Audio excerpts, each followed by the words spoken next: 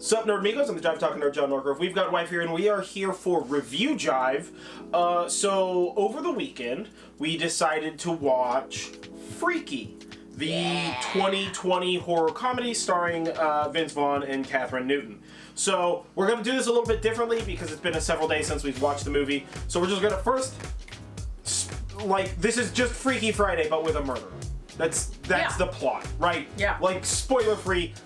That's the plot. It's slasher Freaky literally Friday. the name of the movie.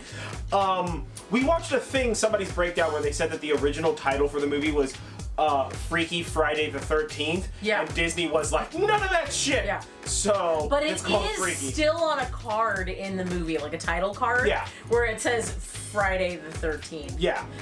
Later on, and it did that, and I. So this movie is like Deadpool levels of self-aware. Yeah. It's very good. If you are a fan of like slasher horror and shit, do yourself a favor and watch this. We are immediately getting into spoilers. Yeah. Alright, yeah. so just like immediately into spoilers. If you're leaving, don't forget to like this video, comment below, share, subscribe, ring the bell, do all that kind of shit, and follow us on Patreon. But now that we're getting into spoiler fucking time, this fucking movie is so good. It is like Cabin in the Wood, Tucker and Dale levels of. It is. It really is. It really is. So it's basically like she gets stabbed by a magical dagger, right? So quick breakdown. She gets stabbed by a magical dagger by Vince Vaughn. They switch bodies. They gotta try to switch back. Her sister is literally the worst cop that has ever existed in literature, in real life, in fiction, in hallucinations, in the fears of those being chased by the cops. This is the worst person at her job. It is fantastic. There's a ton of references. It's so full of stuff. So what I want to do is I want to go through, instead of going through it via plot, I want to go through it via the people who acted in this. Yeah. All right. So we're gonna go through this pretty quickly. Katherine Newton played Millie Kessler. She did a fantastic job. Yeah. All right. She basically went from like oh, she's just like a shy high school girl to like very concerning murderer. Like, she needs to be in more horror, and she needs to be a slasher. Like, let's get a lady slasher up in here, and let's have her take that role. Her range of acting was phenomenal. It's bananas. She's so good. The way that she's just like the cold dead stare, and she really got the like sort of like walking with balls walk. You know, she walked like kind of like almost like comically cowboyish. Yeah. You know? Yeah. Which was really, really good. So after that is Vince Vaughn, who played the Blissfield Butcher, and inevitably, Millie Kessler, because her soul was trapped in his body. Yeah. And it was amazing. Vince Vaughn deserves a fucking award. Vince Vaughn as a teenage girl. He's the best at this teenage girl. I know that some people have like sort of levied that like he's just playing generic teenage girl and not her. But I'm gonna be honest, she was a pretty generic teenage girl. Yeah, so she was also playing generic teenage girl. I think it's more than fair.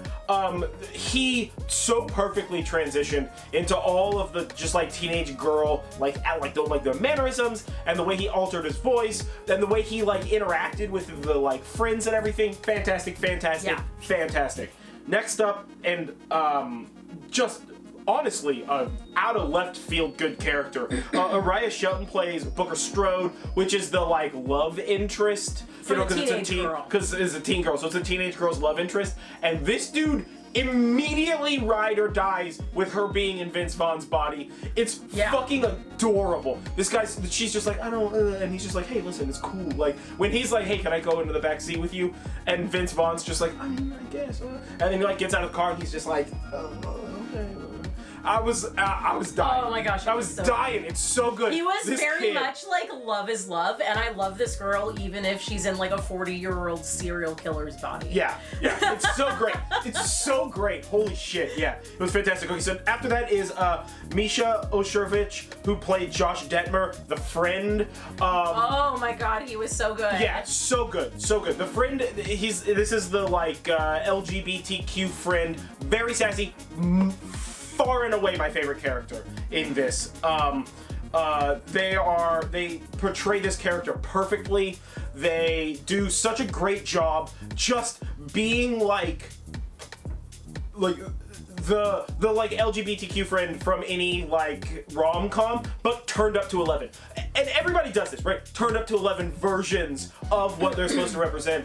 But Misha, in my opinion, does it's like too crude for the thing that's being said, right? It's like you could have said something like one step less crude and it would have still been amazing, but they went that extra mile. It was awesome.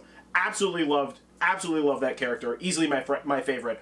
So after that is Celeste O'Connor, who plays Nyla Crones, which is her other friend. They're like little like three friends, and she is the like wise, smart one, being like we should not be doing a bunch of this stuff or being involved in this stuff.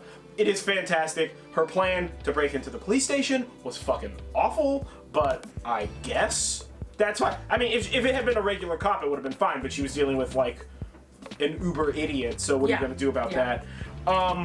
Melissa Colazzo played Ryler. She plays the like popular girl who's mean, and she is just a bitch. Holy shit! Wow. Yeah. Good job. You played just a right bitch. Alan Ruck plays Mr. Fletcher, who is like an evil woodshop. He's like an evil shop teacher, and he is a level of prick where the whole time he was on screen, I was just angry. Like, why is nobody standing up in the class? If I was in that class and a teacher was like whole ass degrading a person the way that he was, I would have been like, hey buddy, what the fuck is this? Dude, like you can't just attack a child. Fuck. He also, in my opinion, had the best death. He did have a really getting penciled in the neck and then table sawed in half. Yeah. That was absolutely fantastic. So the sister Donna Drury, again, I think this is on purpose. You have to play the like idiot town sheriff up to 11, but is just first of all, she should not be allowed to have a gun. Yeah. Ever. Right? She shouldn't be allowed to be around children, especially with that gun. This cop is just fucking awful, and it is fantastic. Yeah. Katie Finneran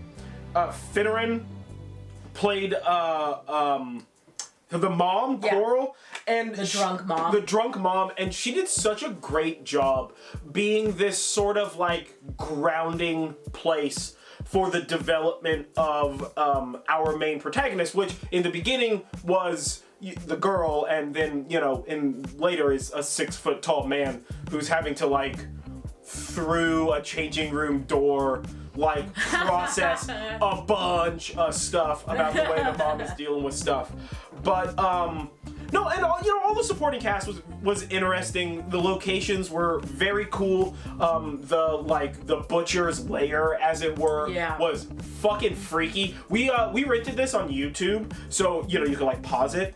And there were a couple of times when we first went through that it was just like pause this stuff right at the TV because like the little dolls and like weird like constructed knickknacks of this butcher are fucking terrifying. Yeah, the set dressing for this movie was impeccable. The movie's rated R, so the violence is just very violent. The deaths are very gratifying for a slasher flick. Yeah, it's super good.